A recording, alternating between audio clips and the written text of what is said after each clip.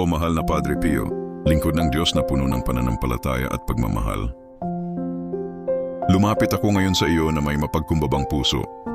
Ipanalangin mo ako sa Panginoon na ako ay makamtan ang kagalingan ng katawan, isip at kaluluwa. Alam kong sa pamamagitan ng iyong mga panalangin, maraming may sakit ang gumaling at maraming pusong sugatan ang napawi ang sakit. Padre Pio, idulog mo ako kay Jesus na ating manggagamot. Hipuin nawa niya ang aking katawan at alisin ang anumang karamdaman. Punuin niya ako ng kanyang liwanag, lakas at kapayapaan.